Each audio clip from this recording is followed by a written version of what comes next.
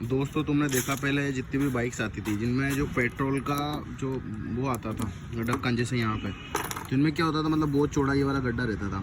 तो इसमें क्या होता था जो पेट्रोल पंप की जो नोजल थी ना उसको डालते थे ना तो दिखती नहीं थी कि फ्यूल आ रहा है कि नहीं आ रहा। लेकिन NS 125 में जैसे कि छोटा वाला दिया है इन्होंने ये, तो इसमें जब नोजल डालते हैं ना तो मतलब पूरी नहीं जाती और कितना फ्यूल आ रहा है कि नहीं भी आ रहा है तुमको साफ साफ इसमें देखता रहेगा आराम से।